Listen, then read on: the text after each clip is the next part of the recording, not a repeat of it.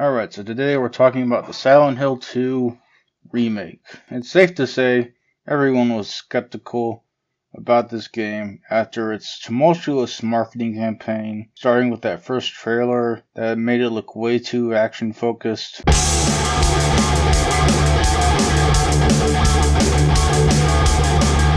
But now that it's out, it's proven not only to uphold to the original most of the time, but in some ways, dare I say, improve upon it. That being said, I will clarify, even though I'm familiar with the original, I haven't gotten to play it because the HD collection butchered a lot of things in the game. I didn't want to play it that way, and unfortunately, getting a copy of the original was a bit extremely expensive. I did rewatch a Let's Play right before playing this though, so I did get a bit of a refresher. In any case, forgive me for anything I get wrong about the original.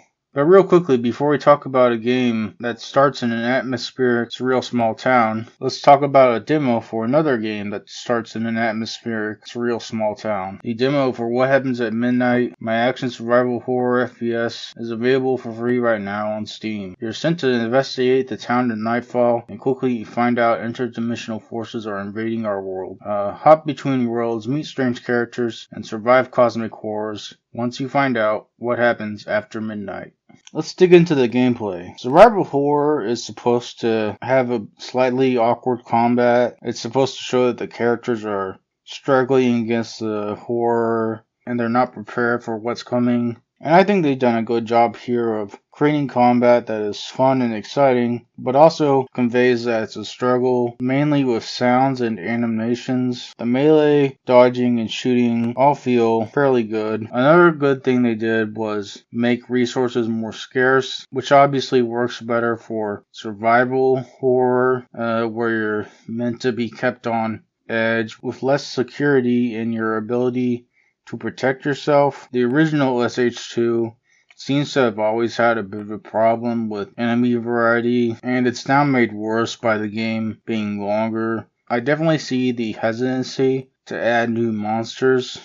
Firstly, any change could upset people, and secondly, the monster designs are so classic in this game that it would be a tall order to ask a character designer to just make a new monster for Silent Hill 2. Maybe they should have done it anyway.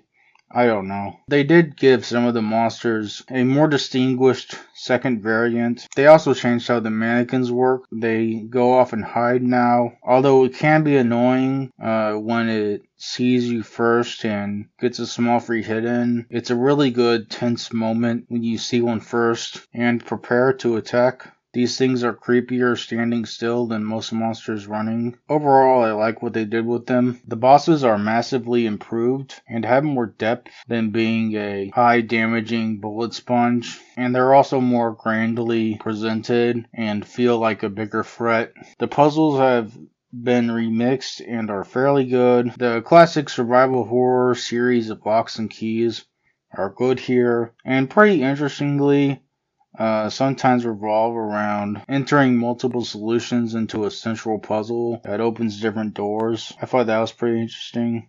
The level design has been improved. It's more game focused, whereas the old one was more so replicating real environments with a grid layout and like 100 rooms to check. And the new level design is done in a way where it still feels plenty real. The story is mostly the same as the original, which is good, because that original story is a classic for a reason. It's a great exploration of guilt and regret. Now, there were some bits that were changed slightly and don't quite work as well as the original, but there were also some story tweaks and additions that added to and enhanced the story. The performances in the original were intentionally stilted and weird, but you can't really deliver the exact same type of stiltedness after you've already become a classic. People expect a lot more out of you. You couldn't do a performance like original for the remake. People be like, what is this? I think the new actors did a good job keeping their characters sounding strange and slightly awkward while still sounding like a real professional performance. They also hit those emotional character moments well.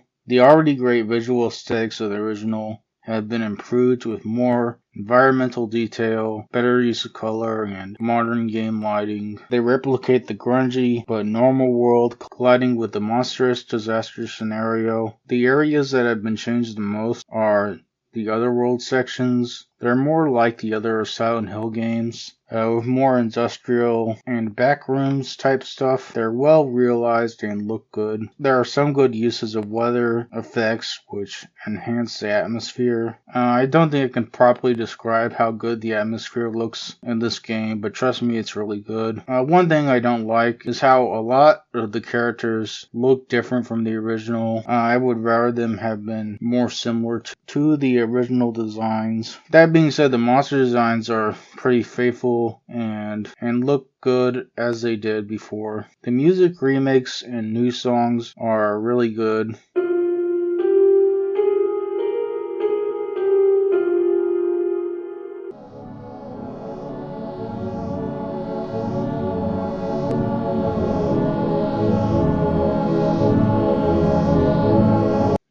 The sound design in general is good, especially the quiet ambiences. Overall, this is a really good send up to the original, even improving it sometimes, and I'm going to give it a 9.14. There should be a survival horror and survival horror adjacent games playlist at the end of this video. Thank you to anyone who likes, comments, or subscribes. That's it. お前の仕業だったのか